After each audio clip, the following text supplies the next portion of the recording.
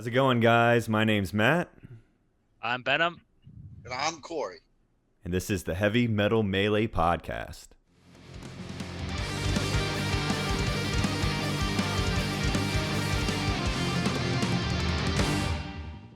Matt, start us off. Start us off. All right, this is episode 2, and it's Megadeth. Well, An absolutely fantastic band, which I have no complaints about whatsoever. hey, you and me both, brother. Yeah. Make that Let me just do a quick recap of episode 1. So, Ride the Lightning destroyed Power Slave. Shit music, shit band. It was 2 to 1. I wouldn't say destroyed. awful. Nope. Awful. I threw away my CD. I burnt my Iron Maiden shirt. It's gone. It's sad. It's very sad Never when it again. comes to that. Done and over with. But this is the Heavy Metal Melee podcast, right? So we need a new contender. And who better? Who better than the band that was set up for the sole purpose of being better than Metallica? It is, of course, Dave Mustaine's Megadeth. Now, Matt, in the first episode, you mentioned that some of your vocalist friends were not super keen on Bruce Dickinson. Yeah, How do I they did say feel that. how do they feel about Dave Mustaine?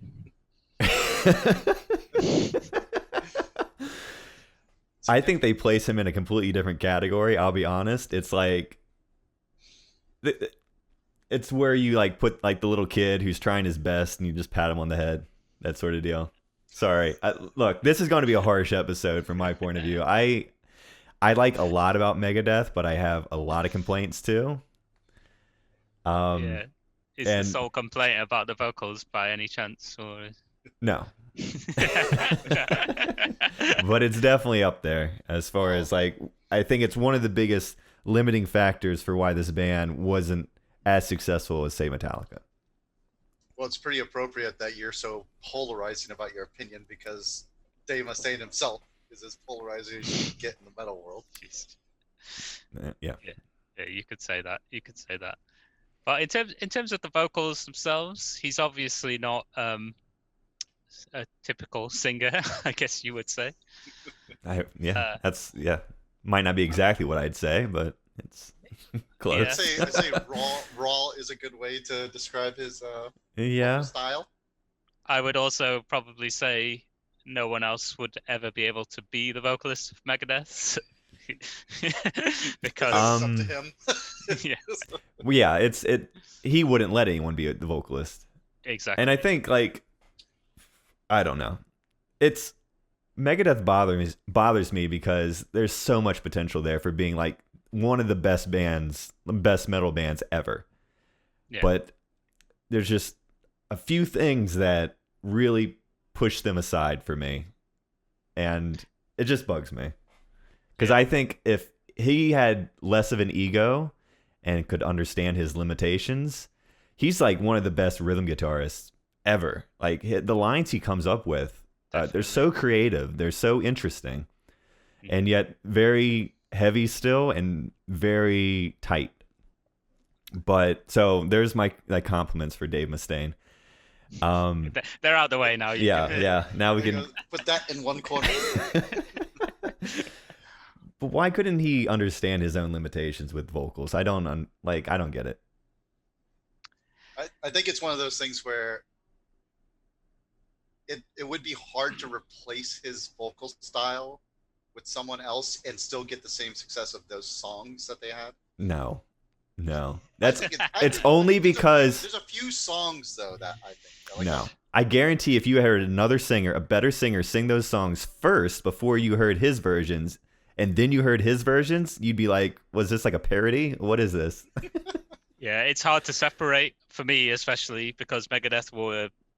I'm coming from a different angle from Matt. I've been a Megadeth fan. They were one of the first metal bands that I got super into. So yeah, I'm the hater in this group. So oh, definitely, 100%. This is going to be a love fest for 2/3 of the podcast, by the way. Yeah, so keep watching or listening. There'll be good stuff said, but just not by me, probably. I will say, I'm going to start off by saying a shit thing, so I'll get that out of the way as well. We'll all get it out of the way, and then we'll get into it. So I'm completely aware that I am totally desensitized to Dave Mustaine's vocals. I don't even notice it as a problem for the most part because I can't remember a time when I didn't listen to Megadeth, if that makes sense. So his vocals have just always been something that I've whatevered.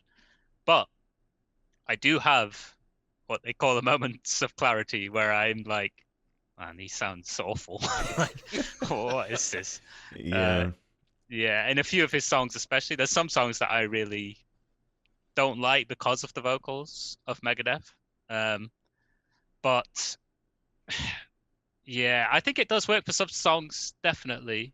But I can see I think why people would not like Yeah. it.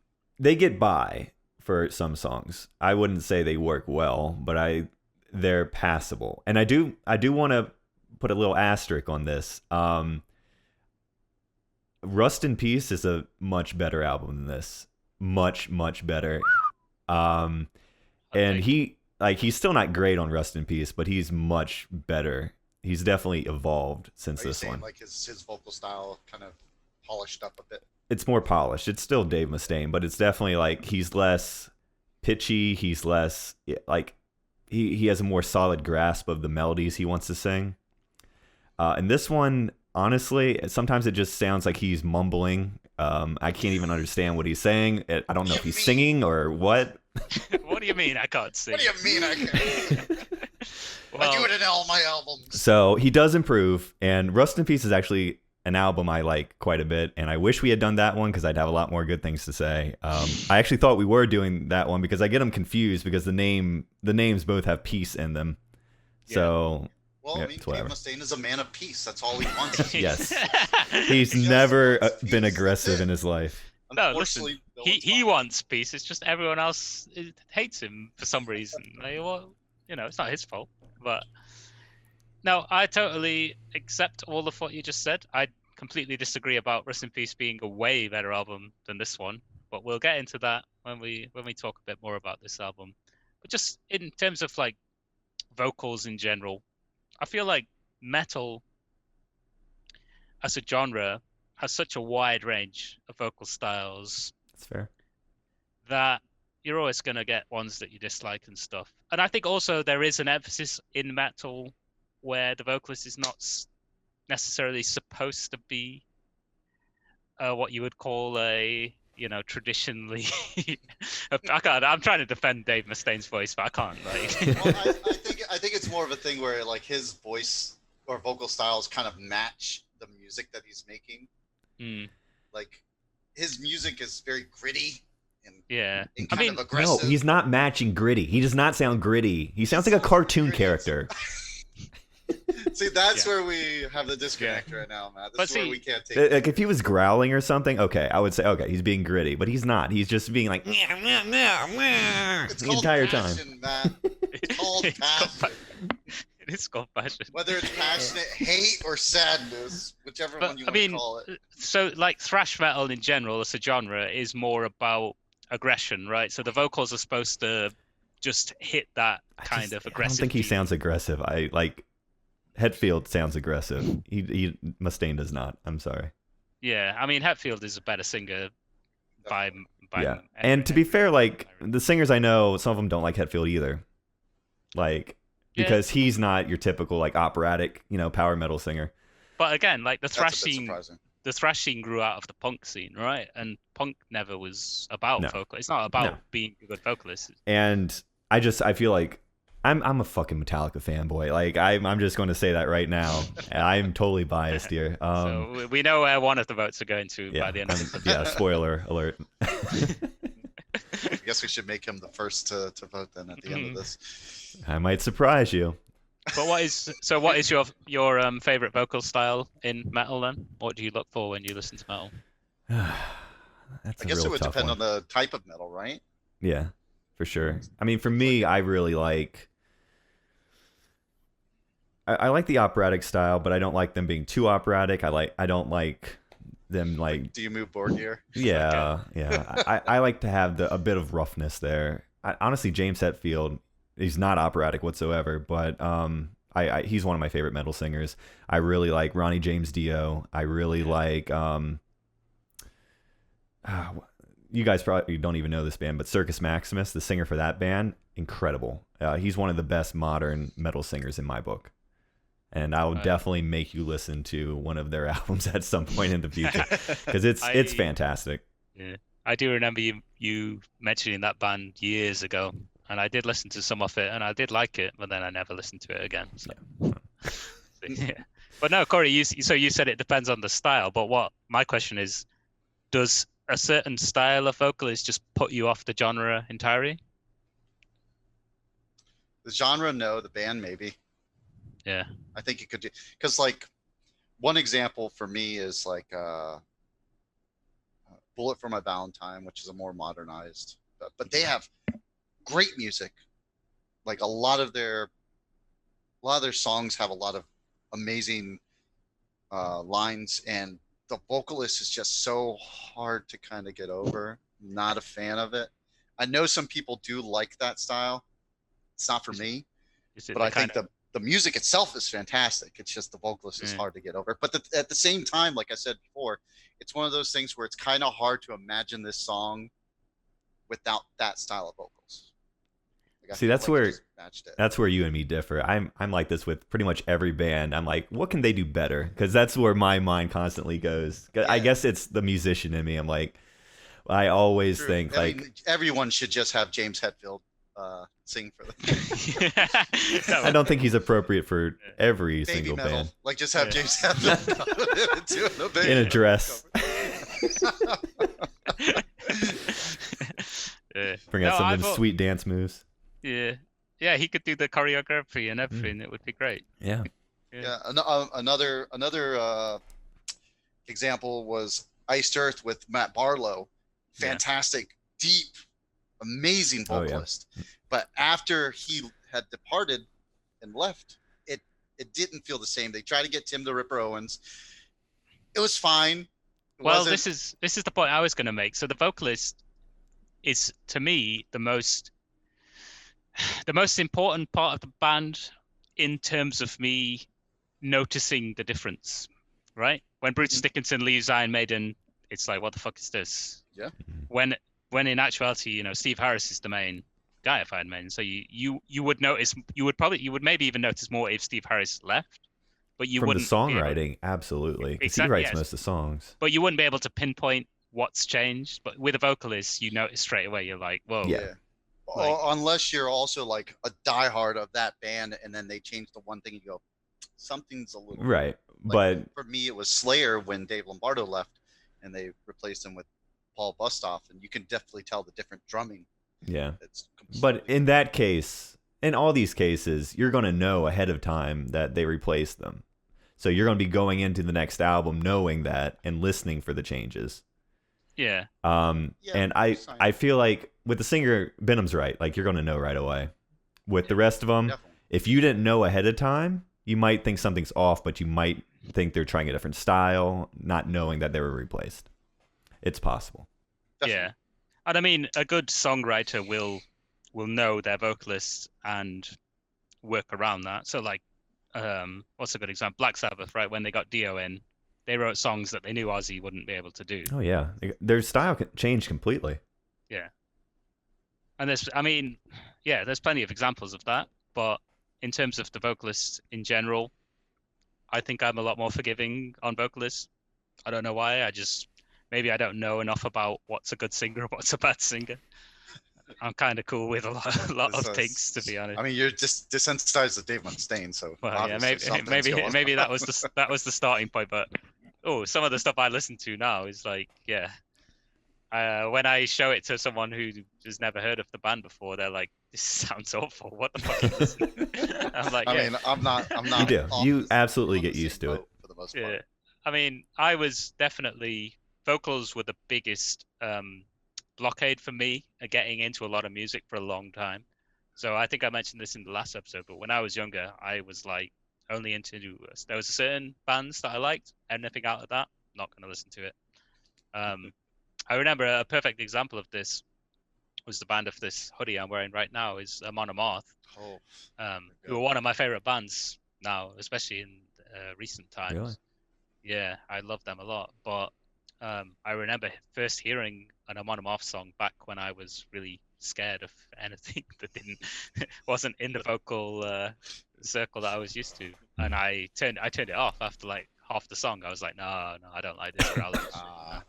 I don't want any of this stuff. I don't know. Do I just get used to it, or do you just You get do. desensitized? Like you do get used think- to it. Yeah, you get used to it, and then also I think you kind of like open up a little bit. Like maybe going from where you were used to that immediately probably scared you off. But I'm sure you hit up some bands along the way that kind of like got a little closer to that style, and it didn't bother you as much by the time you went back to it. So what bands Yeah. do I need to listen to in order to accept Dave Mustaine's vocal style? What other bands sound like him?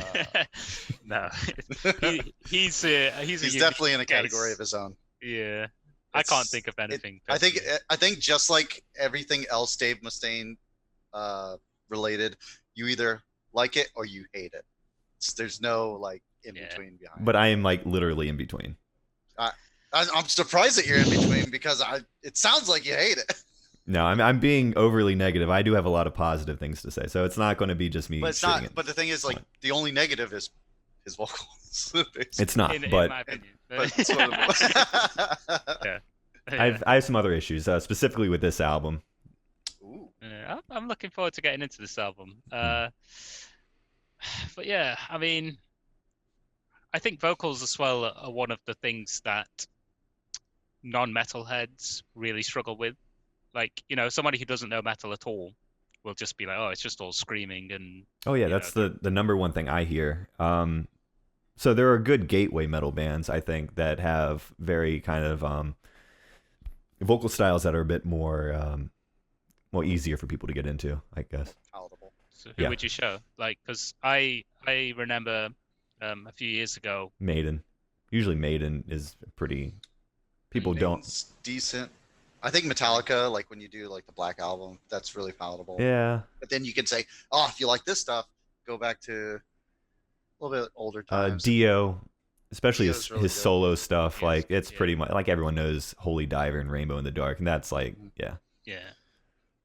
It's worth pointing. I mean, we didn't actually. I don't think we touched on this in the first episode, but a lot of the glam metal bands were very popular with mainstream audiences. Yeah, I feel like that was its own thing almost. Like Definitely. people didn't like listen to a glam band and then were like, I want to check out Slayer now.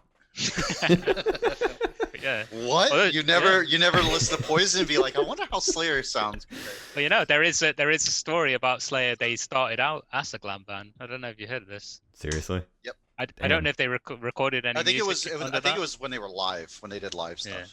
They did I know that. when they do interviews now, they completely dismiss it. They're like, nah, we do. Like when you think of Kerry King now and he's bald, and then you think Kerry King with long curly glam hair, Yeah. it's like that's a little strange.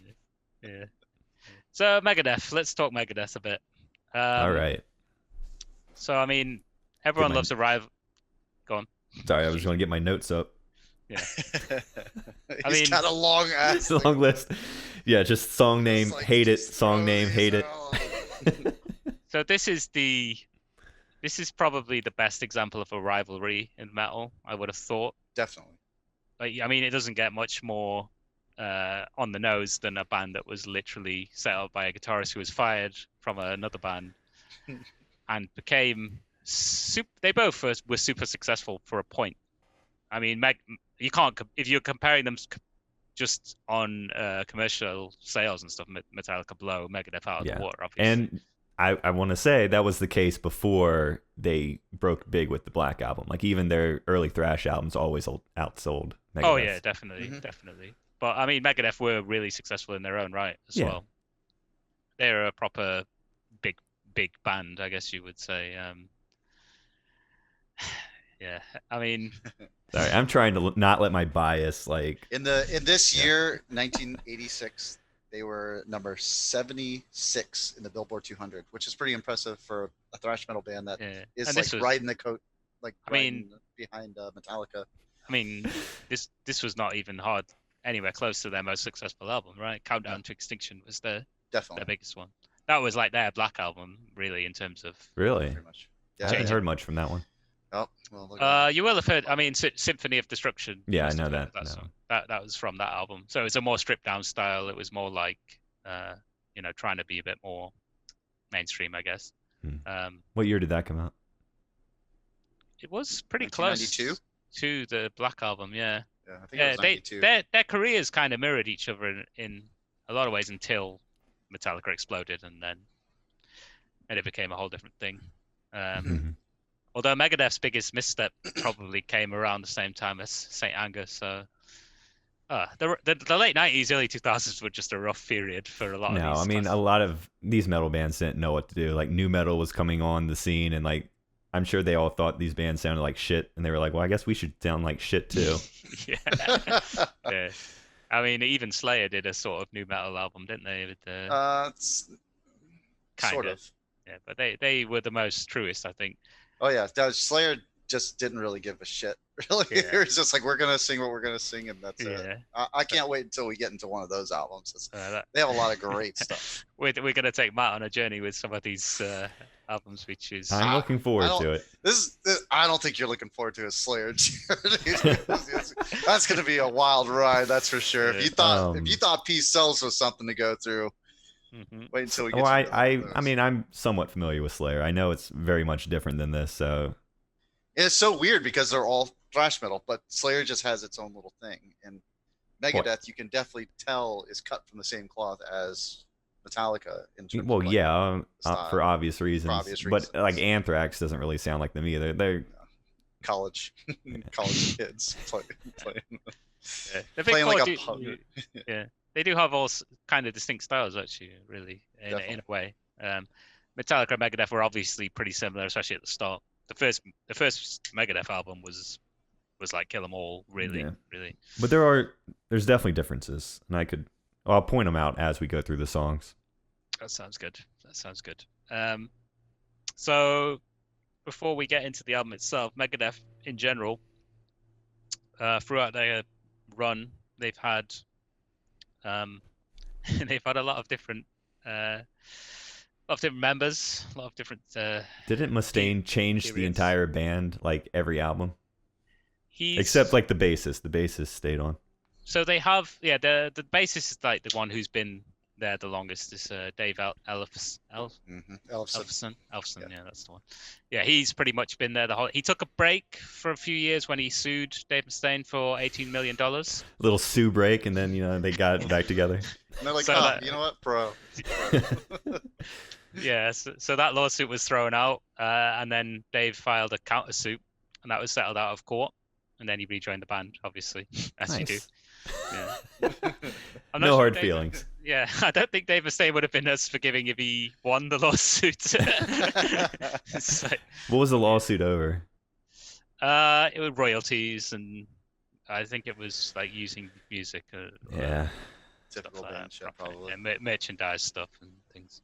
It's quite a bold move, isn't it? $18 million. Yeah. Actually, the guitarist on this album, Chris Poland, also sued Dave Mustaine as well at one point. It's a rite of passage for any Yeah. member of Megadeth. Yeah. They one of the members now leave, and the past ones goes, Did you sue him? No, he's like, go back. Oh, you and should. sue him, dude. You gotta go back and do it. He doesn't pay you. I mean, You can't just leave. You gotta fucking sue him. Yeah. The other one died in 1999, so rest in peace. But he probably would have got around to suing him as well if he had lived. But yeah, I mean, they've had 24 members in their entire history. Only one vocalist during that time, by the way. But yeah, he's not even a guest vocalist on a song. But I will say what I do like about the constant lineup changes is he has mixed it up a bit, and he's had some really talented players throughout this whole run. Mhm. Like Definitely. I would say Megadeth overall have had more in my opinion, their music has been more consistent than Metallica's. But if you want to listen, Matt, I know you do. So if you want to listen to some more recent good Megadeth, they did an album in 2009 called Endgame, which was pretty damn good, actually. Based on the Avengers film. Yeah. Well, that came out before it. Each Maybe the song- Avengers each film was song- based on that. Each song is each Yeah. Avenger. Yeah, he's obviously so impactful on culture, No, I just like, I don't know. A friend gave me the whole Dave Mustaine sounds like a comic book character, and like I just think about it all the time whenever I'm listening to Megadeth. I'm like, it's so Yeah. cheesy. I'm sorry. Yeah, yeah. I'm apologizing a lot, but It's so cheesy that it's great though. Like you don't have to apologize. Everyone understands that Dave Mustaine's not, the end all be all Yeah. example of a Yeah. great vocalist, but we still Yeah. love him for what he does. But for me, like I said before, I'm kind of desensitized to it anyway, so I don't really notice it all the time. But even when I do start to notice it, like some kind of like sick riff or some insane instrumental section will just kick in, and I'm like, I don't care. I don't give Yeah. a fuck if he sounds. well, that's one of my notes for this entire album. It feels like the vocals are only there to like string together 2 guitar solos.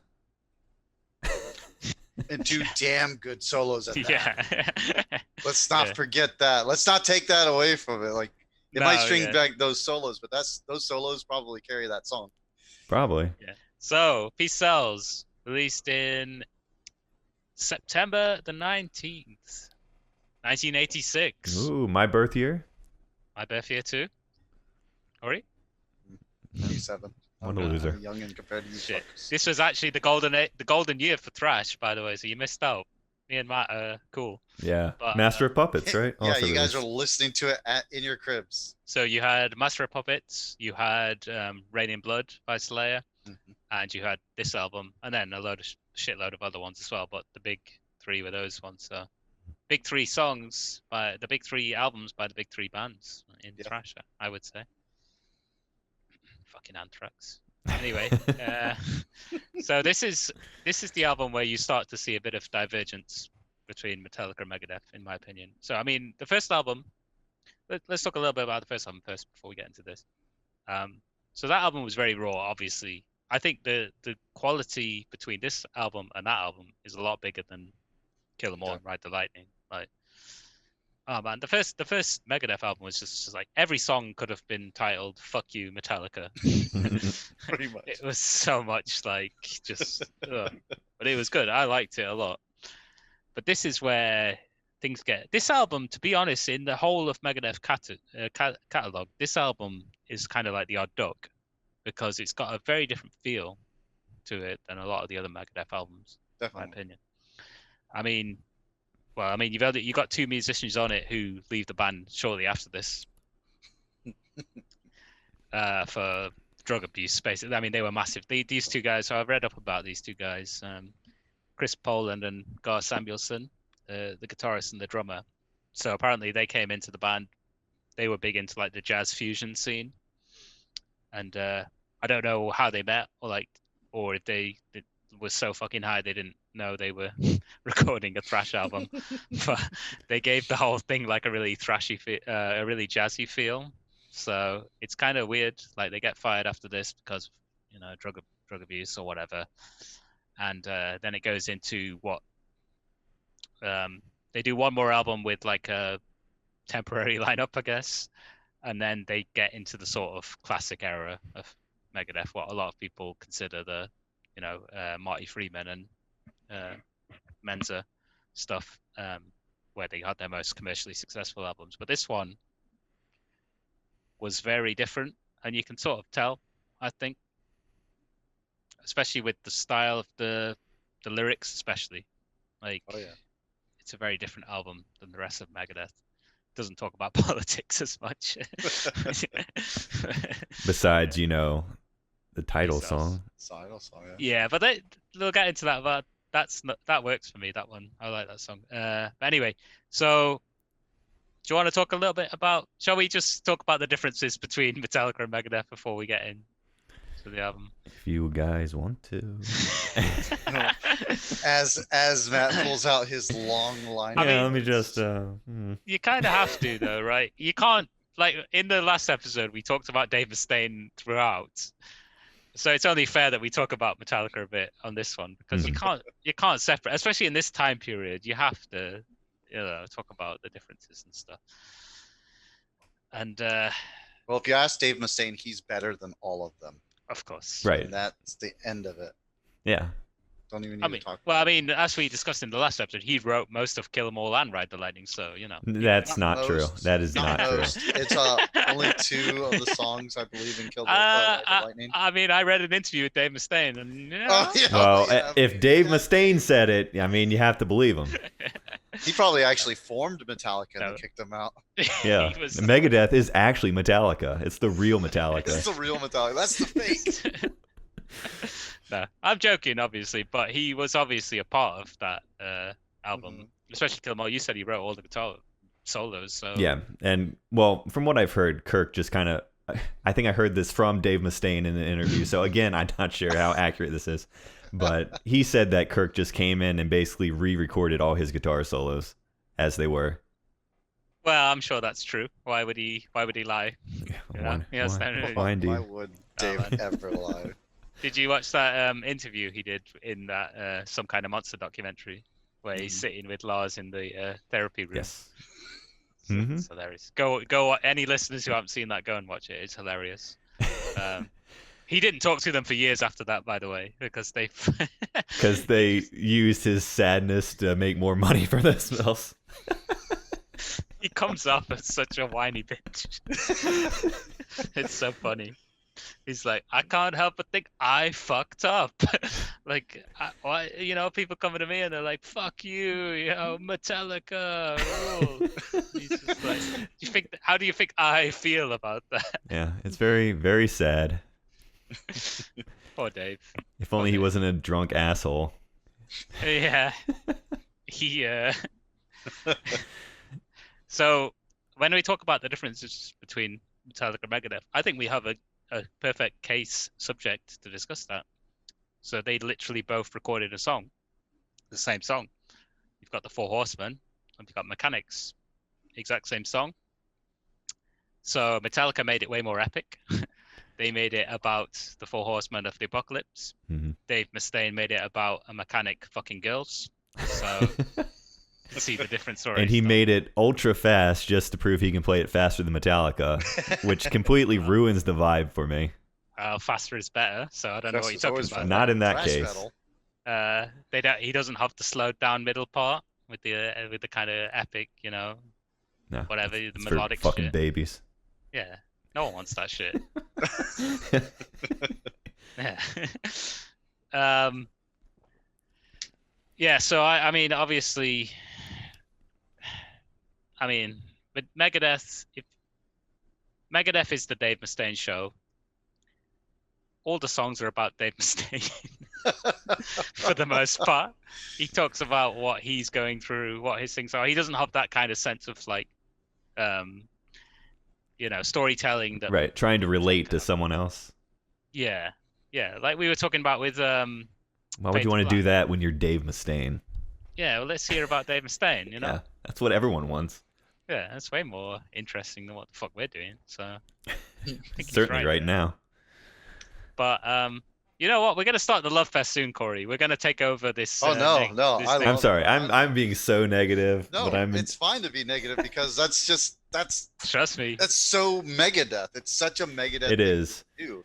To have people who love him, but then also have people be like, "Fuck this guy." Now it's funny because like I think we all have a bit of Dave Mustaine in us. Certainly me. Oh, definitely. We can be petty. Yeah, he's.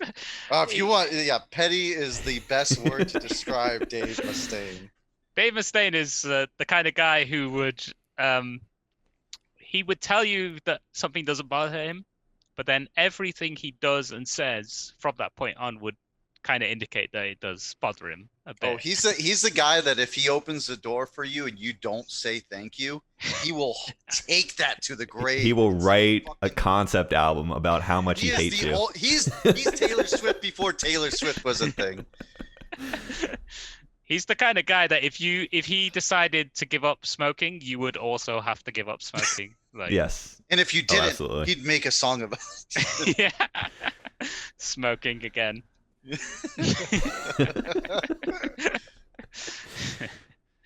Yeah, Oh, but, God. but okay. So I would say Megadeth are not the band that you would show to your girlfriend or boyfriend or prog metal friend, but Metallica have definitely got that more. Even in Ride the Lightning, you can tell they have the more commercial. Is that a word? Commercial, but Commercial. Commercial. Yeah, that's the one. They can. You can definitely see, like with especially like Fade to Black, Oh, yeah. and even like For Whom the Bell Tolls, which is a fucking epic, amazing thrash song. Yeah. You can still kind of see people listening to that who Megadeth songs. Nah, not really. It's definitely like if you're a Metallica fan and you like all their stuff, you'll probably like most of Megadeth based off just the music, maybe not the vocals, like Matt. However, like you appreciate Megadeth. There's a crossover for sure. I do think what it comes down to, and this is my other hot take besides the vocals, I think Metallica just are better songwriters. Like, and that's just from a purely compositional standpoint, not necessarily like individual riffs, because I actually think Megadeth is better at writing riffs. I just don't think they utilize them in songs the way I would like them to. Yeah. No, there's a reason why Dave is considered one of the goats in shredding. So yeah, he's insane. just got so much talent. He's so such a great guitarist, and it always blows my mind anyway when people can play rhythm and sing at the same time. But playing this rhythm and singing at the same time, singing in quotation marks, by the way. Yeah. It's impressive. Like, But I mean, go on. No, I think in general Megadeth riffs are a bit they're definitely more complicated than Metallica riffs for the most part. And they're more original sounding. Like when you hear Megadeth, you don't hear guitar riffs like that from any other band. At least no bands I've heard. Like I can immediately tell a Megadeth riff from anything else. Oh yeah. Which is they're amazing. very, very unique. And I mean, if you just came from it from a purely technical point of how the players play their instruments, Megadeth blow Metallica out of the water at this point, especially. Yeah. Like, I mean, all of the instrumentals, like the Dave Elfson is insane, bass player. Gar Samuelson on the drums throughout this album. We'll get into that more, but I love what he brings to this album, especially like with the jazz thing going on. This is jazz thrash. Like we said last week, Metallica is pop thrash. This is jazz thrash. Like there's a lot of very groovy like feel to a lot of these songs. Yeah, which I really love. Which is one of the reasons why to balance out a bit of the negativity that's been going on so far. This is one of my favorite albums of all time, by the way. So just for anyone listening who thinks we're trashing on Megadeth, that is not it's mostly me. Yeah. But anyway, so this was released in September 1986, as we said. Is it a concept album? No. There's parts of it that have like similar themes, you can tell. And I think I also remember reading something that one of the band members' friends was into black magic, and there's a few songs that touch on black magic. Specifically The Conjuring and Bad Omen. Apparently he was really into this. Like he was literally into black magic when he was a teenager. So So Dave was like, let's make some songs out of it. And not bad songs. They're not bad. And then when he gets into his Christianity phase, he stopped playing some of these songs for a long time. Yeah, I wrote that. The Conjuring specifically, right? Yeah. Well, I mean, it's pretty crazy. He was not into that.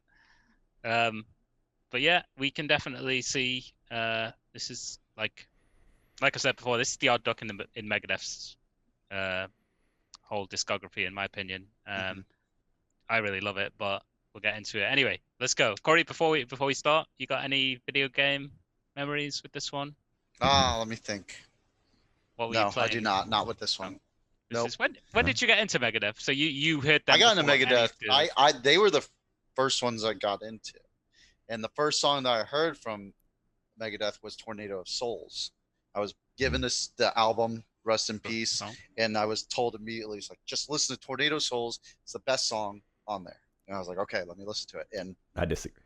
That was insane. Yeah, Well, me too. I will say it's one of the better songs on there. It's not one of the better vocal That is- songs on That there. is actually I that is what. know Yeah. that hates the vocals Well, on that okay, one. yeah, I'm sure. maybe that's the reason. But like, Hangar 18 for me is probably the best Megadeth. No, song. Hangar 18 is great too. That's probably my favorite. But Holy Wars is also good. But we're not Yeah. talking about that album yet. Yeah. Unfortunately, Not talking about album yet. It's a good album.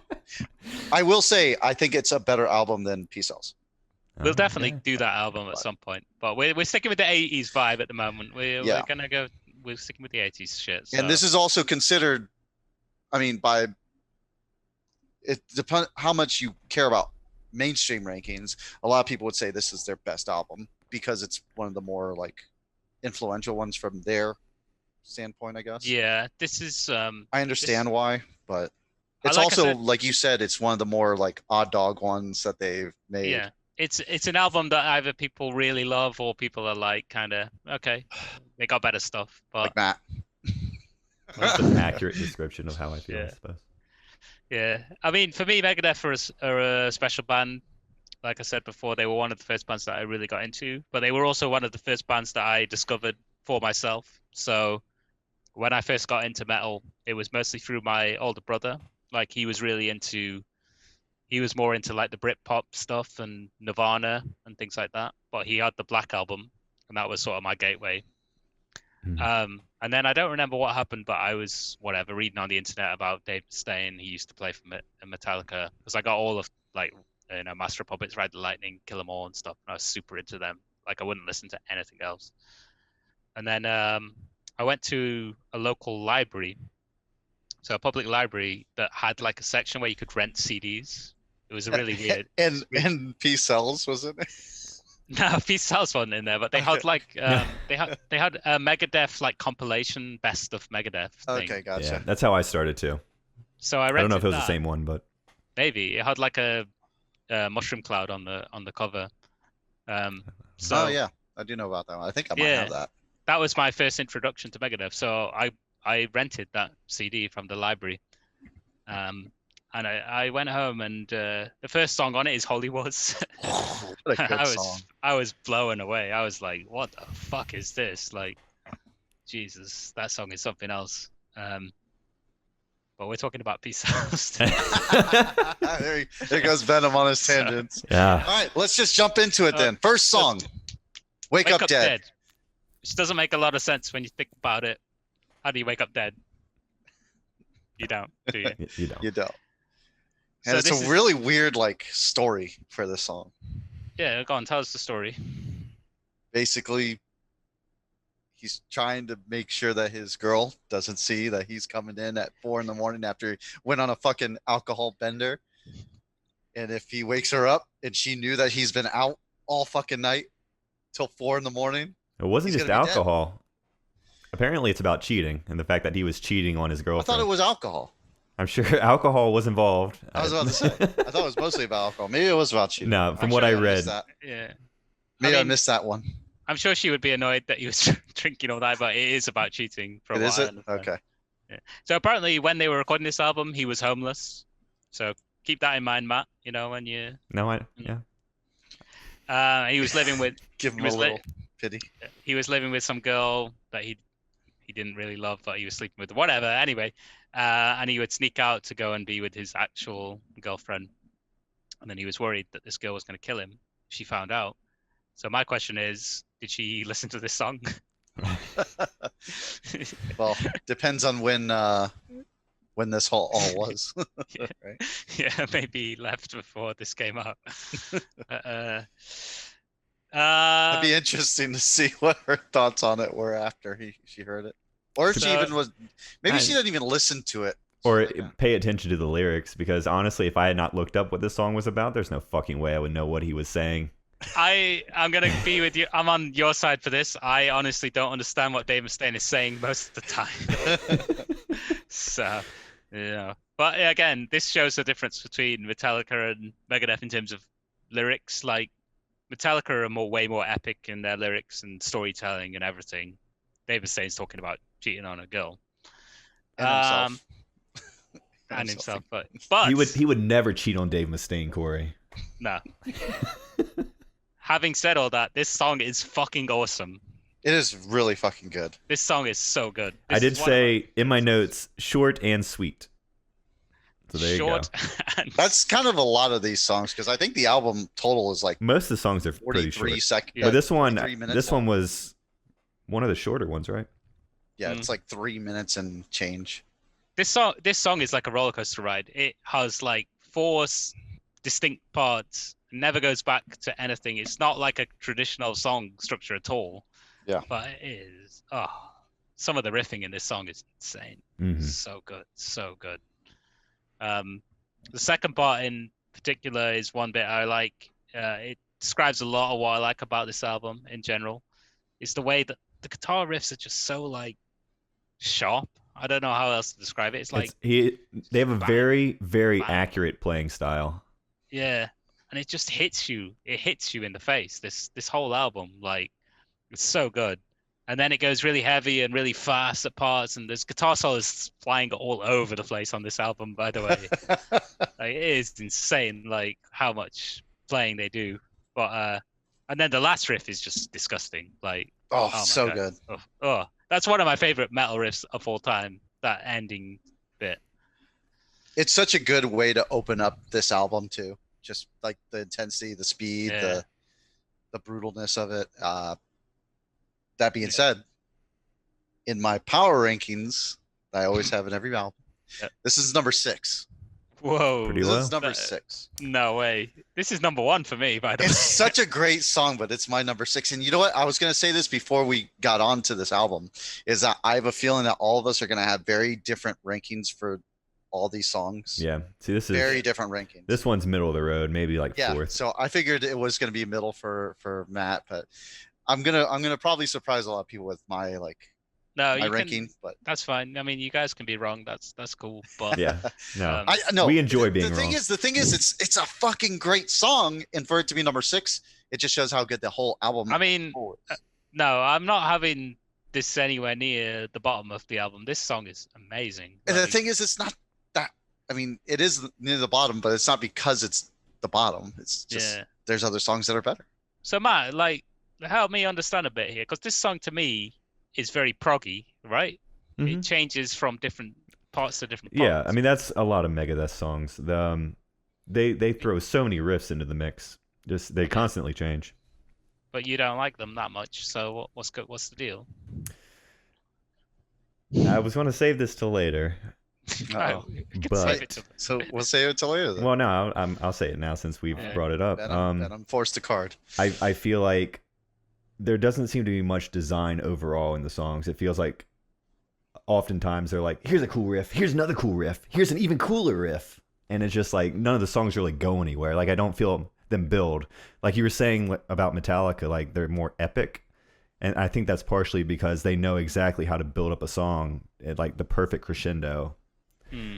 While with Megadeth, and it might just be, I mean, this album specifically,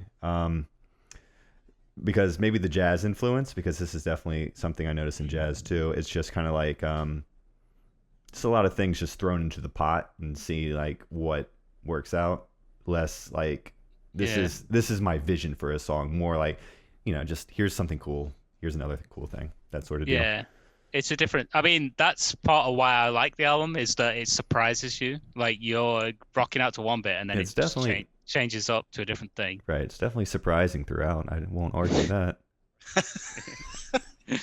But yeah, I mean, to me, this song sums up a lot of this album. It's just constant changing, constant keeping you going as well. The other thing about this album, I will say, is from a pure thrash point of view, it gets you in the pit and you stay in the pit Oh fuck yeah!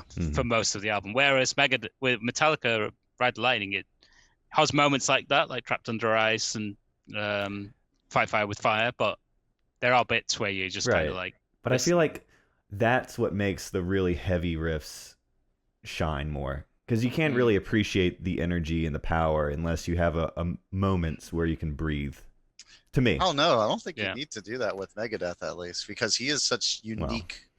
Everything, like everything he does, is just you get really hyped and you get really like Benham said, you just want to get into the pit and just fucking stay. Yeah, but I think it's a difference of how you want to absorb music as well. You know, Because maybe you listen more with your ear, whereas me and Corey are more listening with our necks because we are fucking going. You know, we're like, we just want to go. And like these songs keep you in a groove, and you just. You guys don't like the anticipation? There's a few songs in here that have that, and I'm sure you might like those songs. Yeah, it depends on my mood, honestly. Like for me, thrash metal as a genre, you gotta want to go crazy, right? That's the whole point, is to be in a mosh pit going insane. Like obviously there can be more elements to it, but I think that is the central thing that you need to have. You can't mosh for fucking 2 hours straight at a show. You need at least some break from that. Well, we'll see. Maybe if we had old man energy like you do. Man. Oh wow. Hey, I'm not saying I don't appreciate the fast, energetic songs. They're for thrash, yes, you need that. But like, I mean, if you think this is too much, wait until we get you into Slayer. That's gonna be fun. That's gonna be fun one day. If you think Megadeth is nonstop, let's wait till we get you into Slayer. Well, I just think it gets boring. Like if you're just doing the same thing over and over for every song. Younger listeners turn off, but if you have a shit ton of cocaine in your system, then you can mosh for 2 hours, which I think is what this album sums up better than. Well, I mean, this album's only 43 minutes long, so you only need a little bit of coke to get. That's true. You just need like a little bump. If you get a bump, you're good. Yeah. Anyway, all right, Wake Up Dead. Enough about that. There goes all our monetization. Yeah, best song of the album in my opinion, although very close second, interchangeable, The Conjuring. Oh wow. So this is a song that Dave Mustaine stopped playing live after converting to Christianity. I got a quote for him from why he did that, if you're interested. Of course. We always want to hear from Dave, right? I want to always hear his opinions. The theme of the podcast. So he said, when I got into black magic, I put a couple of spells on people when I was a teenager, and it haunted me forever. You can probably stop it there.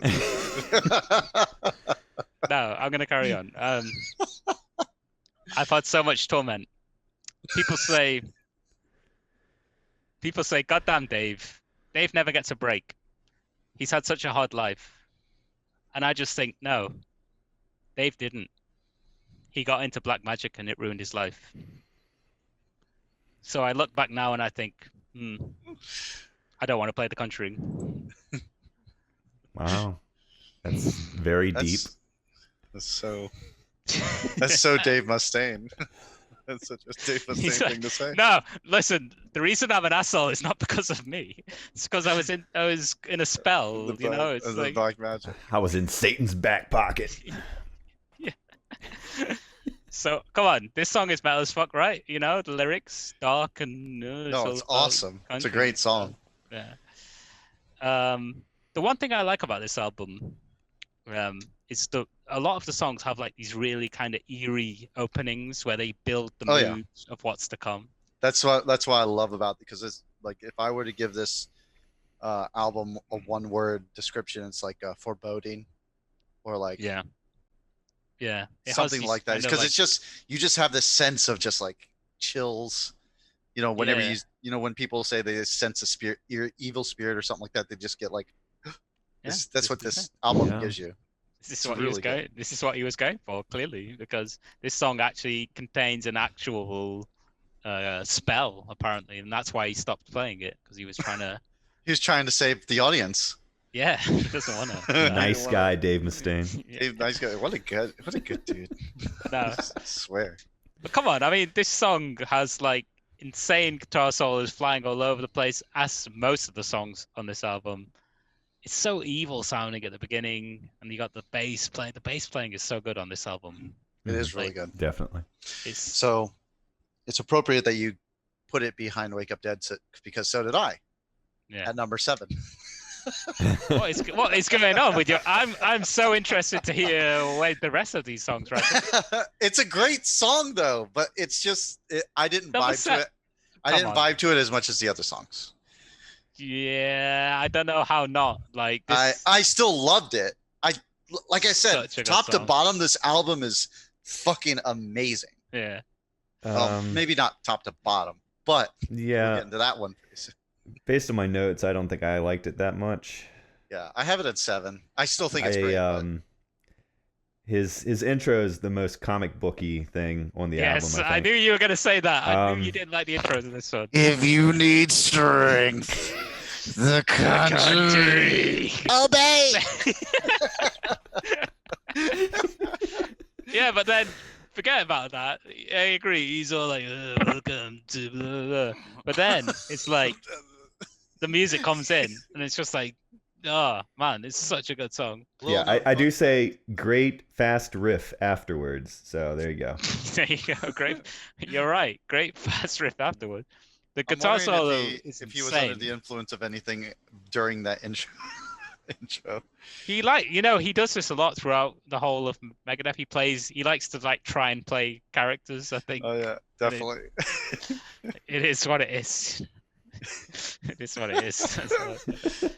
But no, again, this is what I like. So maybe this is where there's a bit of a difference of opinion here. But I love the kind of switch ups, and these two first songs have that going on all the time. Like you're rocking out to one bit, and then it just hit. It's like, okay, if I was jamming out to this song, especially in the middle, there's a bit in the middle where the riff is just so insane that like, if somebody literally punched me in the face in time with the music, I wouldn't even be mad.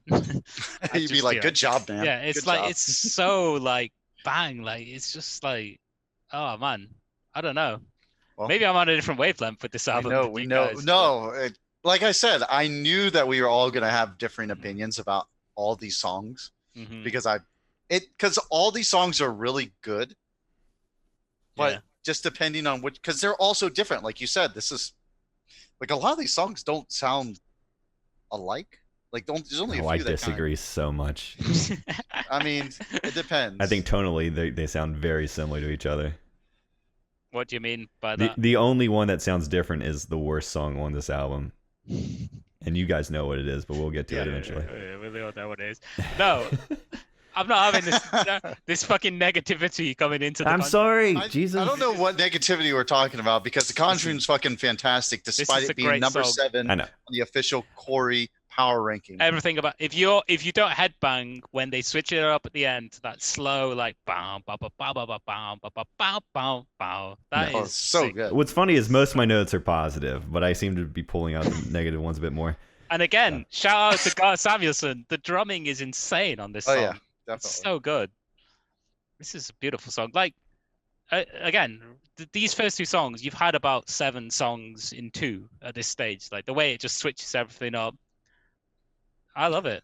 I'm sorry. I'm not saying a anything fine bad song. about it. That's the thing. I love the song too. I just love other songs more. Yeah. That's all. I'm telling you, if we were in the same room together, I would be shaking you guys at this point. I'd be like, come on, let's fucking rock out to this shit. I would rock out with you again. Why don't we just end this podcast and then we just blare Let's just Megadeth rock and out. headbang? Oh, I like this idea. Can we do that? All right, we're done. Conjuring done. Shit song. Come on. All right, peace out. Let's go. What do you mean? It's my first Now, note. Matt, I'm gonna ask you. Dave Mustaine's vocals work for this kind of song. No. You gotta give him this one. You gotta give him this one. Come on. It's so good. My It's notes so say good. vocals beyond silly. All right, wait. The most important question for me, Matt, is what is your "What do you mean" line? Yeah. What do you mean? Yeah, which one's your favorite though? Oh my god, the one that sticks out is fuck. It was it's still "We the People," right? We're still we. What do you mean I can't be the president of the United States of America? I think the lyrics for this song are great. I think it's so punky. It's so sarcastic. Oh, very sounds punk. like a really like sarcastic asshole. You know, he's like, "What do you mean?" No, he does that great. Whatever. What do you mean I can't get to work on time? Wonder why. My favorite lyric is, "What do you mean I ain't kind? Just not your Your kind." kind. Come on, that's good. That's clever is very lyrics, good. Matt. That is Matt, very that's clever. That's kind Come of on. clever. I'll give it to him. Give him that one. Give him that one. Well done, Dave. Well done, Um, Dave. It's a standing a- ovation. This is a thrash anthem. This song, Very, like, very anthemy. Very very anthemy. iconic bass line at the beginning, gets you going. This Insane is- guitar solo again. I mean, it's up there for me. Like, even I have issues with it, but it's still one of my favorite songs on the album. Yeah, Yeah. it's my number 5. Whoa, look at Corey with the Look at weird that. selections going I on. know, here. right? This is, to me, if you're talking about like pure thrash, this is about as mainstream as you can get without being like, oh man, you sold out, you know? Mhm. Because we were saying like a lot of like, you know, these kind of like elitist fans like didn't like Fade to Black on Ride the Lightning because it was a ballad basically, even though it's an amazing song. But to me, Peace Sells is like the most accessible song on this album. Like, I'm sure a Yeah. lot of people who are not really into Megadeth have heard this song and nothing yeah. from the rest of the album. Yeah, it's like a headbanger anthem. Like, it should be on any of those like thrash compilation CDs or whatever. This song belongs on it. And it still gets you rocking at the end because when he says, "Can you put a price on peace?" Get in, yeah, Oh, get so into good. the pit. Get into the pit, man. And again, insane guitar solos throughout this song. What I like about Megadeth is he's done this throughout his whole career. Is he always has another lead guitarist who can bring something different. And it sounds like the way they play solos, it's almost like it's like a pissing contest, you know. It's like, Oh yeah, they're It's like definitely a- like competing against each other. It's like, yeah, here, yeah, yeah. here's my solo, and he's like, oh yeah, well here's my solo. Exactly, which is different than like, so when we did Maiden in the first episode, they seem more like a tag team. Like, one plays a solo and then they tag the other one in, and it's like, all right, we're working together here. Right. Whereas Megadeth is more like, no, this is what I can do. What can you do? And it's like, all right, we're gonna go back and forward.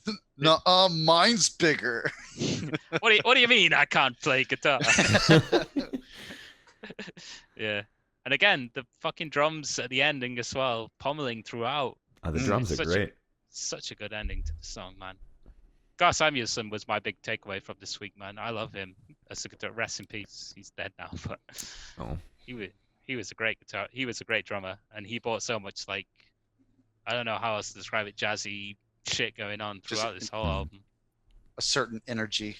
You could definitely sense, like, along with Lombardo and Slayer, the more influence on the extreme metal. Oh yeah, it's like That a little these bands have. chaotic. Has a little like Yeah. unpredictability. So I feel like Metallica were definitely more.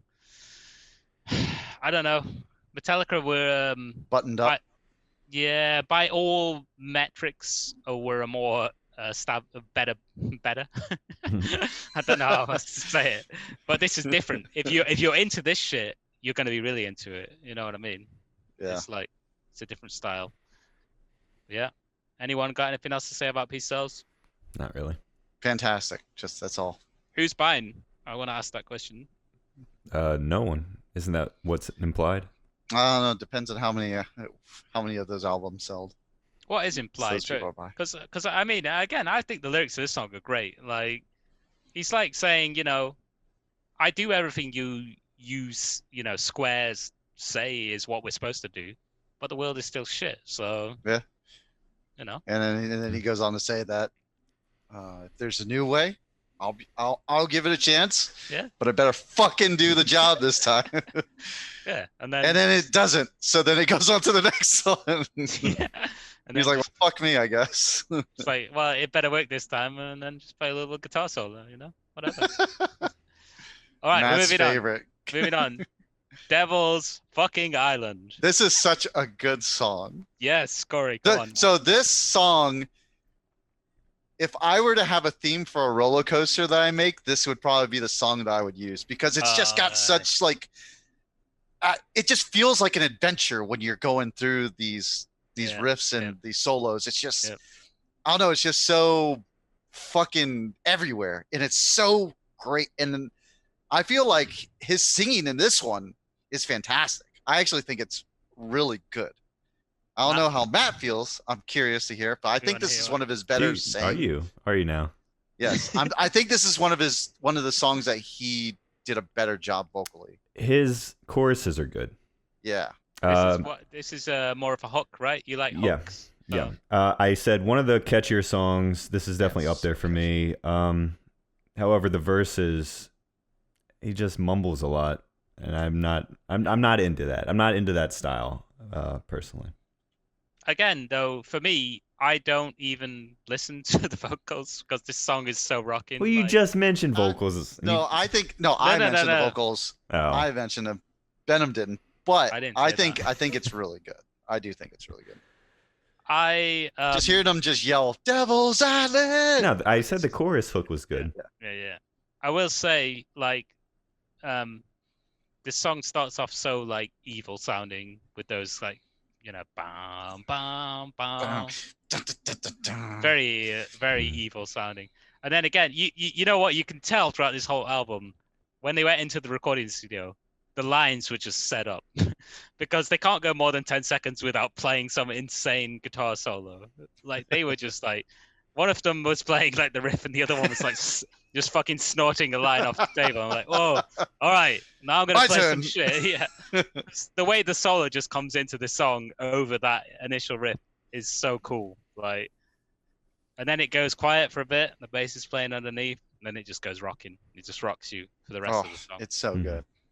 There's a bit in the middle of the song that is so like, it's so swing. Like I don't know if it's the drums or whatever, but it literally makes you want to like grab a partner and do some fucking swing dancing. Like it's so like, I don't know how to describe it. It's just it's so, very like, chaotic. It's got a lot of things going on, yeah. but And the it's way great. that just what I love about Megadeth, especially this album, is like they play a riff and then they switch it and it goes one way and then it goes the other way. And it's like, oh, let's go back that Yeah. other way. Yeah. And then Throw it just everyone like else hits off. you with an insane thing. And the ending, I lose my shit at the drums at the ending of this Oh song. God. I mean, Oh my God. The double bass is just so fucking good at the end. I'm more of an air guitarist by trade, but this song has me air drumming like a motherfucker. Nice. Especially at the end when it's like, I don't know, the way he just plays the drums at the end to lead into that last solo, so good. Oh. And it's honestly one of the.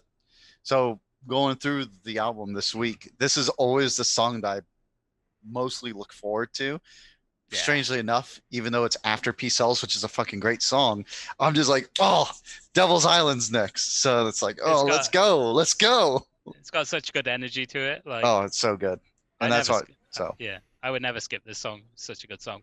so that's why it's number 3 for me. Ooh, Oh, well. Have you said your number one yet? Nope. Not yet. I'm amazed by that because, in my opinion, the first 4 songs on this album are 1, 2, 3, and 4 for me. So, Yeah, that's really strange. is it? Yeah. Like I said, I told you, we're all going to have different opinions on Yeah. the tracks where they go because it's just I don't know what my favorite is. I'm still figuring it out. still trying to figure it out. Just trying to figure out It's a which Well, one. hard let's see. choice. Let's see. Maybe this next one is it. Venom.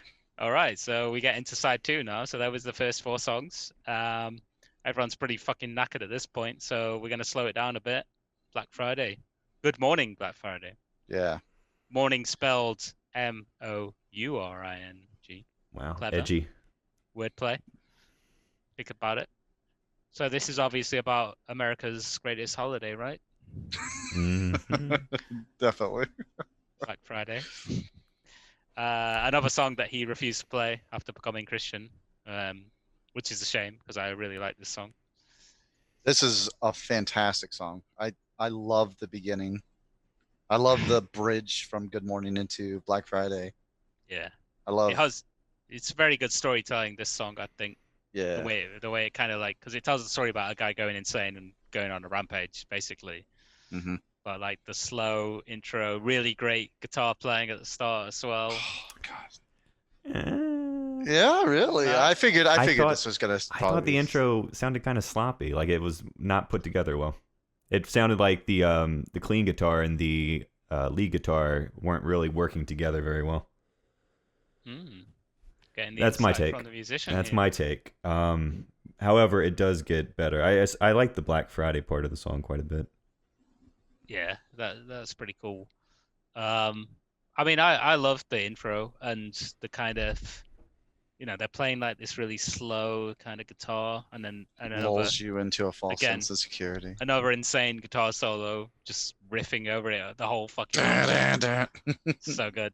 I like his lyrics as well. He's like, "Hey, I don't feel so good." Something's So not good. right. Yeah. Yeah. It's cool. Something's coming over me. What the fuck is this? And then he just ran out like, Then okay, I'll give Matt this one. The scream is terrible. He got the scream is like so half-hearted. yeah. It's just like Honestly, he could have just not done that and it would have been fine. then again after he screams, another groovy riff comes in, and then it slows down, and then it goes crazy, and then the rest of the song is just fucking insane. So you're not gonna like me for this one, Venom, but this is my Yeah. second favorite song in the album. No, I can respect This is that. so good. I love the slow pace, and maybe it's just because I really appreciate when these thrash metal bands can like slow it down and still make it sound pretty decent to me. Yeah. Because Fade to Black was my number one in Yeah, you Ride the like that. Lightning. You seem to I like that loved it. style, yeah. And this one I really fucking liked a lot. This is It's a good just- song. It is a really good song. And the Well, not counting the intro, which I didn't like. This is up there for me. I think it would be either between Devil's Island and this one, as far Oh, as my really? favorite goes. Yeah. very nice. Yeah. Devil's Island's fucking great, so I Yeah, understand It's a that. great song. No, I think this is the most well, I guess Matt, you would say the most well composed song of the record, right? It's got a kind of clear Besides structure. the intro. So- No, like if we count the intro as like a build up, yeah. What? Okay. I mean, technically it's two songs, right? It's Good Morning, the first and part. then Yeah. Bloodborne. And they did that with Killing Is My Business too. I forgot what the first two songs. It was like one was a build-up song and then it went to the other one. I forgot Last what it Rites was. and Love Last You to Rites, Death. He always like in the first three albums. Oh, he did the same thing with Holy Yeah. War. Actually, I think Holy War, and then what was the first one? It No, was- Holy Wars was the first one, yeah. and then it went to Punishment Due. yeah.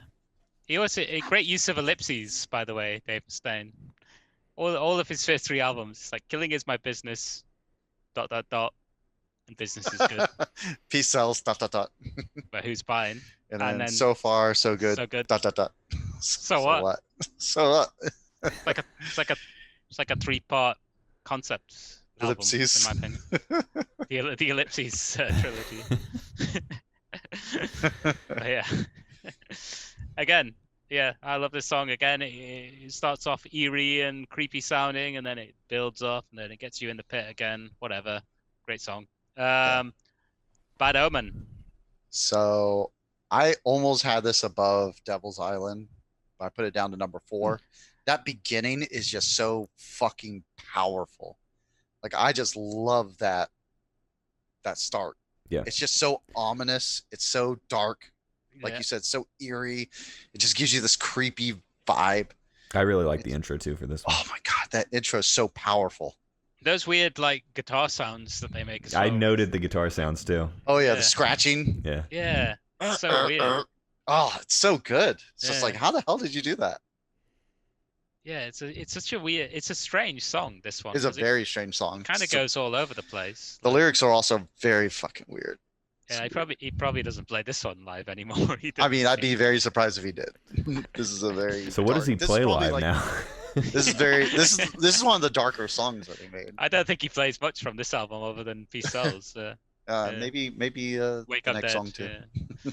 But yeah, this song is there's this weird like I don't know if you noticed this is like I mean obviously like the bass is going really fucking groovy throughout this whole song as well.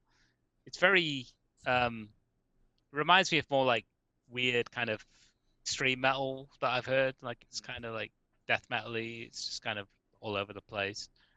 But I will say I really one of my favorite things in a guitar solo especially is like a really loud, obnoxious high note being Mhm. bent I up. know exactly. And this song has that a lot. So for that, I give it Bloody credit. Sabbath. Yeah, and it's just like, and the guitars, yeah, it just sounds like they're on fire at one point. Oh It's yeah, definitely. crazy. He ramps it up. really hardcore in this song for some weird reason. I don't know why this song he chose to do that, but he just like goes hard in the paint.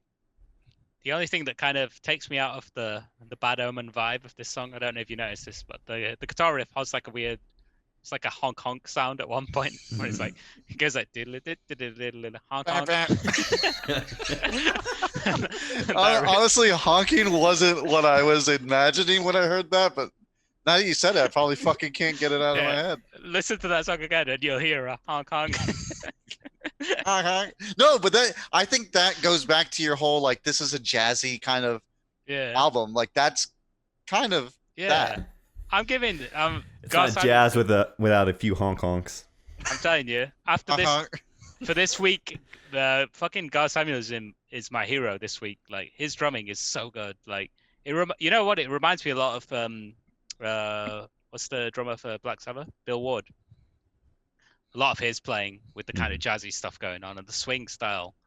I mean, if any listeners know any more metal that sounds like that, I think I would be really into that. So I feel like if this wasn't about what it was, this song could have been a little bit more popularized because it's like, I don't know, I feel like the sound of it is kind of groovy and you can like get like if you're just listening to just the music, you're like, oh, this is kind of enjoyable. This is really nice. Yeah. But then you hear the lyrics, you're like, oh, never mind. This shit. What's going on right now? Too scary. Yeah, too scary. Bad Omen. You know, no one wants a bad omen. So, you know, I don't know. I don't think I agree with this album.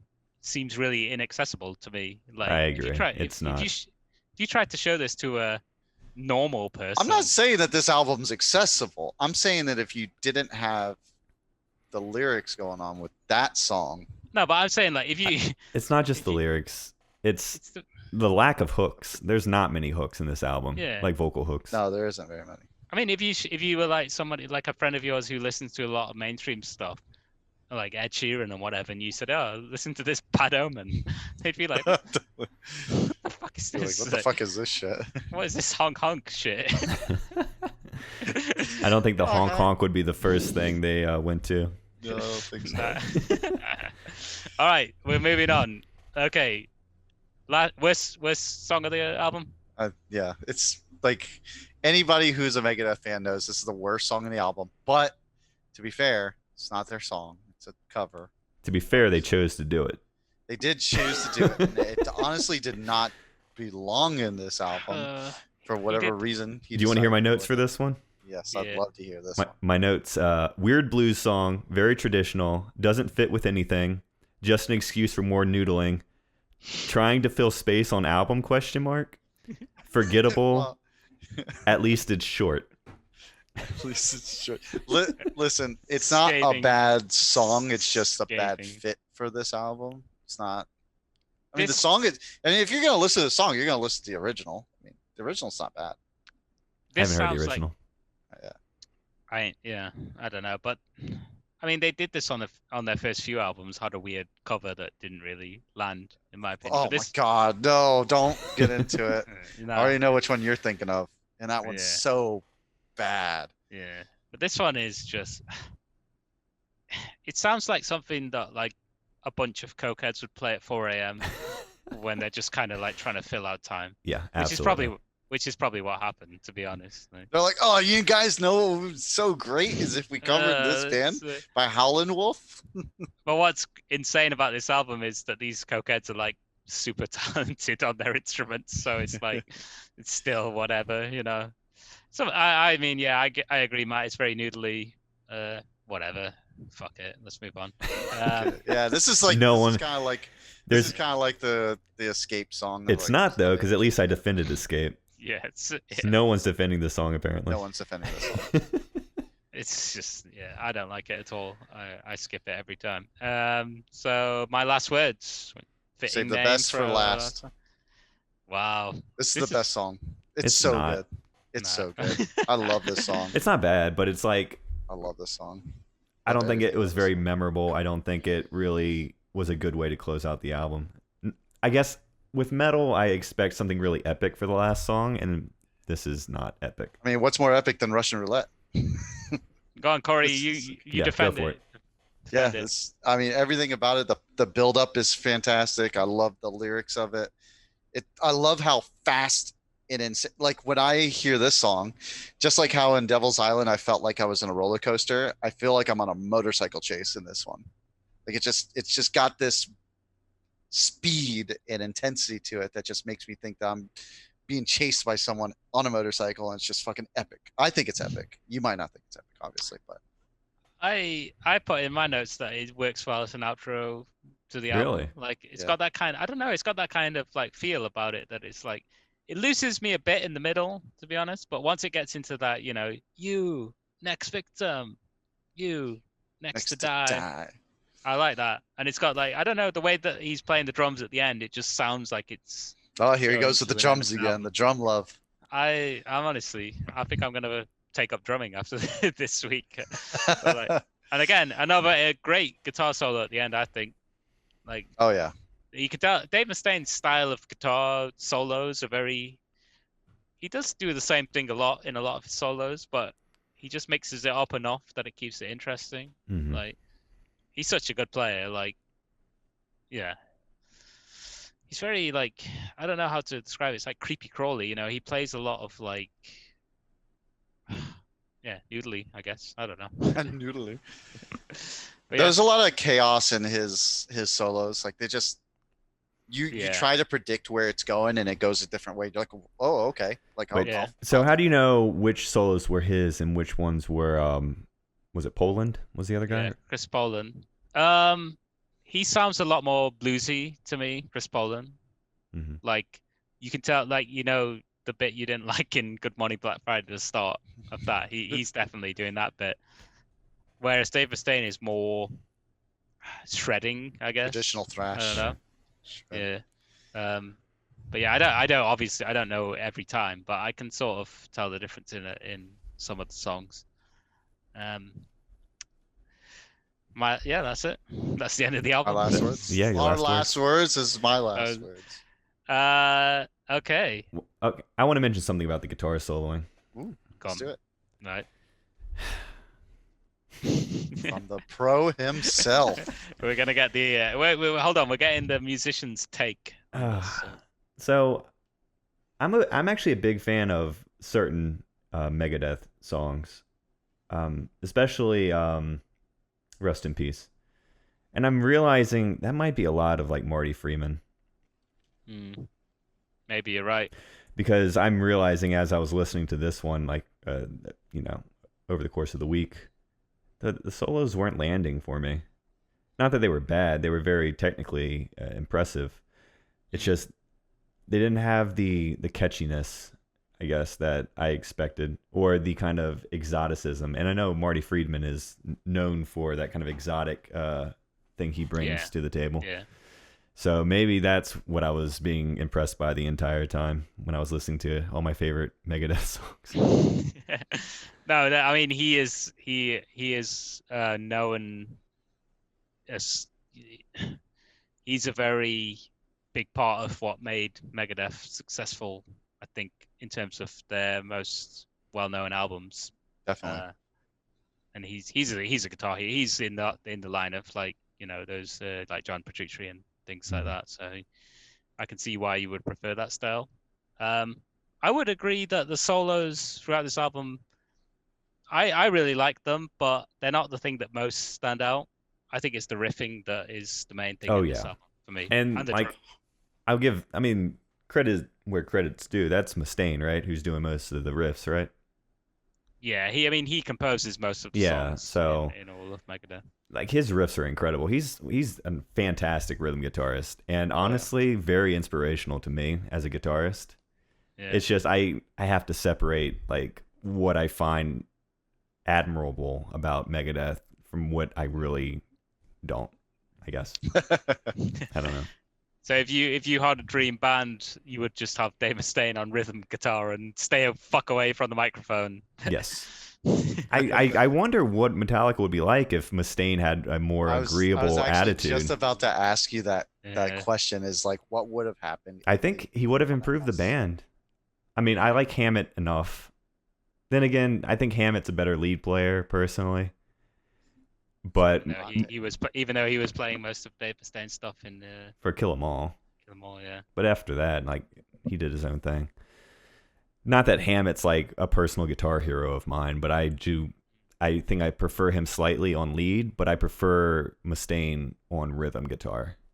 Yeah. Very nice. So, actually, I think I might prefer Mustaine over Hetfield on rhythm. Oh, I thought you were gonna say vocals, but imagine Right. Mustaine on Metallica vocals. Yeah. A little rough. Master. Master of Puppets. Yeah.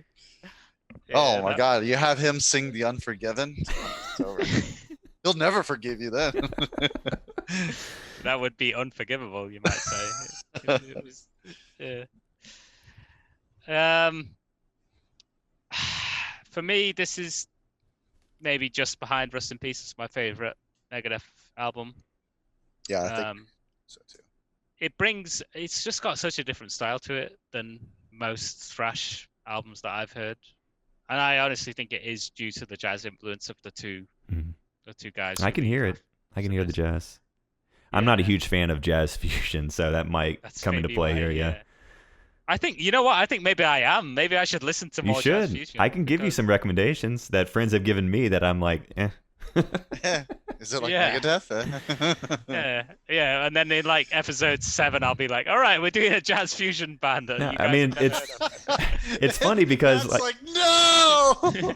it's because I listen to progressive rock and people are like, oh, you like prog rock? You'll definitely like jazz fusion. And they're completely different. They're not like, other than some jazz influence, which progressive rock has, like, it's completely different music. That's what I was, because I had a feeling that you wouldn't like this, to be honest. But I thought it's way more proggy than Metallica. So I thought, well, maybe you'll like that element of it, but evidently not. Well, I appreciate some of it, especially the guitar playing, the rhythm guitar playing. I liked how they mixed it up a lot. They kept it interesting. I just wish they could have formed it better into a song that was more memorable. That's just... Now, do you think this is because this is their second album? They're still kind of like. I mean, obviously, I told you I love Rust in Peace, so yeah. Obviously, do you think like if this wasn't their second album and they were to clean some things up, do you think it would be a significantly better album, or do you think it was going to be the way it is now? No, it's an album with a ton of potential that I mean, maybe if I listen to it more, I'll appreciate it because like there's a lot to like. I don't completely hate it. I'm not sitting here saying I completely just I poo-poo on it. Yeah, exactly. It's not a bad album. I'm not saying that. Yeah. I know I came across as very negative, but I just wanted to kind of give my honest opinion. I think it's good to get the balance, you know. This is obviously, I think it fits well because this is it's an album that doesn't gel with everyone, and that's fine. Like, it's a different kind of way of playing thrash, I guess. And it's Dave Mustaine on vocals, so it's never gonna be something that everyone can get behind. Personally, I really love this album. I don't know. It just gets me in this kind of jazzy groove, and I'm just in a trance. A jazzy mosh pitting groove. Yeah, it's a very weird feeling. I don't know how to feel about it. It's like I'm vibing. It's like, like throwing into the circle. When I think of jazz, I think of like a small, dingy club, where people are like sitting at tables smoking, and the people who are in the know, the musicians who are watching them play are like, oh yeah, I see what they did there with the switch and everything. But the problem is, this is thrash metal, so you're all just going fucking crazy in a mosh pit, so you don't really pay attention to what's going on. It's just got that weird vibe to it. But anyway, that's it. We're done. Peace cells. So, buying. So, who is buying? Matt, are you buying? Matt, I don't understand the question. Do you buy Peace Cells? Are you asking me what I'd rate this album? Over Ride the Lightning. Let's do it. We're getting into the we're doing that. Okay. This is it. So Matt, let's get your. No, wait, hold on, wait, Corey. I want you to do something for me. I want you to do the announcer's voice for these two albums. This is the Melee after all. Okay. So choose Fighter 1. All right. So, wait, how do you want me to say this? You want me to say like a versus? Go with your heart. Go with your heart. All right. Megadeth's Peace Cells versus Metallica's Ride the Lightning. Remind you of Melee. That's all. Versus. Versus. You know when sometimes when he announces the character name, he says it in like a weird kind of questiony way. Like, Oh yeah. Ride the lightning. Pikachu. Pikachu. Peace Like, out. why would you pick that character? He's like judging your choice of character. He's like, peace sells. So, Matt, I think you're the most appropriate person to ask first. Yeah, we know. You're asking a lot of me here. All right. Ride the We've Lightning. defended. Ride the Lightning is one of my favorite albums of all time. Like, And hands down. Peace Cells is where in that? Second. Right below it. Just right below, just by this much. So close. Yeah. No, it's for me it's no competition. I just feel like Ride the Lightning is one of those legendary albums that it's something other than the mix, which Peace Cells has a terrible mix too, so I can't even like use that to hold it above it. Like Ride the Lightning is what I'd show people if they want to get into metal. Like, you know, we're for not whom the asking bell if you're gonna tolls. Show it to people, so That's a good point. Okay. we want to know what you think. What did you like? Okay, let me ask a follow-up question to that. Would you put any of these songs, if you had to make an album out of these two that had 8 tracks, would you pick any of these over any of them? Totally? Not a single. Not even the Escape song. I like Escape, so no. Fight Fire with Fire is better than all the other ones. Yes. So, I think you said Fight Fire with Fire was your least I'm favorite. sorry. Like I don't want to seem I'm obviously biased, but I don't want to see I'm obvious. you I go- feel like this would be a much closer matchup if you had done Rust in Peace. That's what I'm going to say. it's going to happen soon, don't worry. But are you starting to feel the fatigue with Ride the Lightning a bit? 2 weeks now listening to it? Still good? Oh, I haven't listened to it the past week. What? You were supposed to listen to it the entire week. That's Why? the whole point. That's the show. That's the show. I'm listening to Peace Cells all week. Oh God, we Well- need to get rid. Or we need to change Yeah. our name. So again, listeners, I don't need to listen. I listened to Ride the Lightning last week. Listeners, This is your what we prefer. assignment is to listen along with us. All right. it's about. I'm quitting it's this podcast. It's a melee. Hey, it's a melee, right? Which, Even though Dave Mustaine probably would, he can't fight himself. So- you know what, Dave Mustaine might listen to this, so you gotta be careful. You never know what he's doing. Just Corey? cut out everything I've said this entire podcast, and we're good. Go on, Corey. So Your choice. my next. Okay, so Ride the Lightning was fucking fantastic, and I loved it from the first song down to about the 6th song. The last two weren't as like hype for me. Creeping Death? That being said, yeah, it's just Are no you Escape. fucking serious? Escape, Okay. Escape, Okay, so 2 of the 8 you don't like. too Escape, much. yeah, Escape and Call of Cthulhu is like whatever. It's That being said, besides I Ain't Superstitious, I love every single song on Peace Cells. I did not want to skip any of these songs. They all had their great moments. I would probably, if I were to, like, if you asked me the question, if I were to collaborate an 8-track album, yes, a few of Ride the Lightnings would be in there over a few of these, but I would probably still go with Peace Cells over enjoyment of listening throughout the week. It was so good, and it was also really short and sweet and like fast paced, and Yeah. that's what I like in a thrash album. Like, as much as I love Metallica and I think it's a great album for what I want, I just think that this album was more suited to what my palette was for. Fair enough. I can see that point of view, definitely. I'm the tiebreaker then. Hey. Yeah. Okay, yeah. Different from last week where Yeah. your opinion didn't Two matter. of them Show you. Let me show you. Okay, I'm gonna reveal which one I like best by showing my shirt. Oh, I was like, is he wearing pants? Yeah. Wait, is this like a college recruit going? You know what? Fuck both these bands. Listen to them on them off. No. You ready? Here we go. Oh, what a surprise. Oh. It's Ride the Lightning for me. I I fucking love Peace Cells. It hits when I'm in a certain mood. I would definitely choose Peace Cells over Ride the Lightning.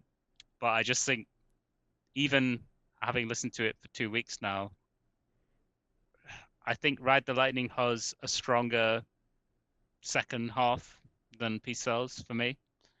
I love. If I made a combined album, I would probably pick 4 from each.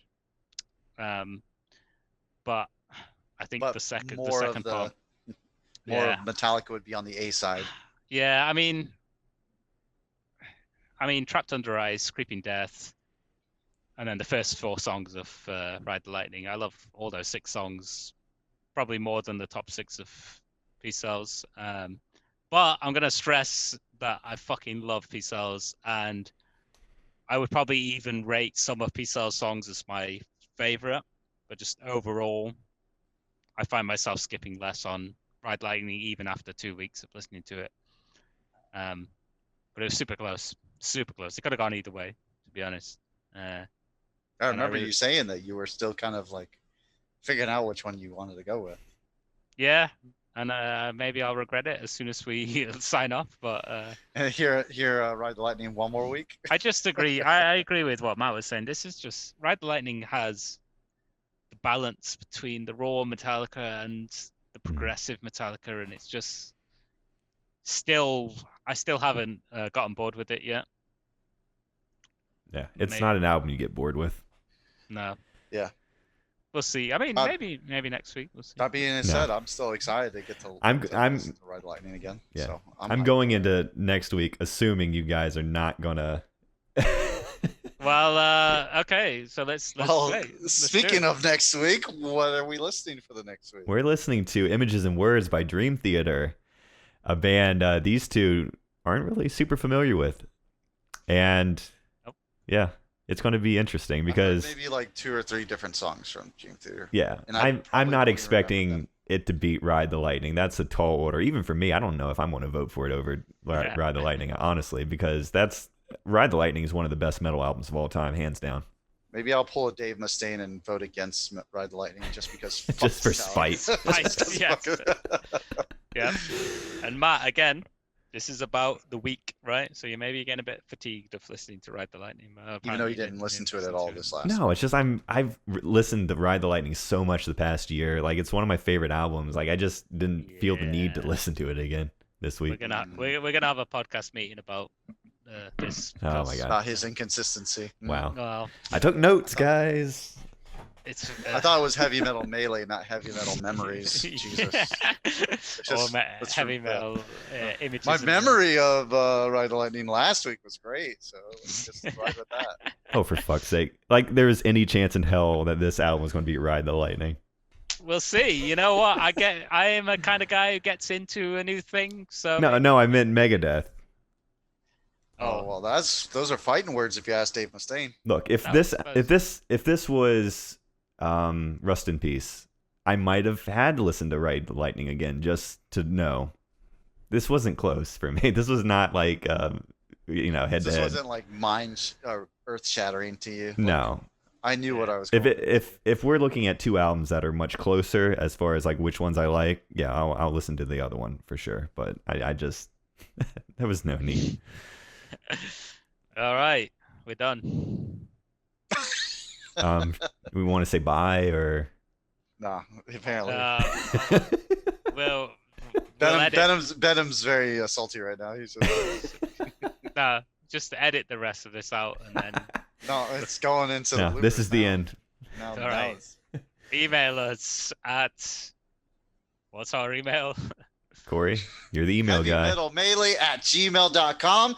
Hit that like button, smash that subscribe button, and ring the bell. So that way you can. What's the bell? The bell is going to tell them when we are on. Yeah. Oh, okay. For whom the bell tolls. All of our subscribers. Which isn't a real bell. Yeah. All right. See you later. All right. See you guys. Peace.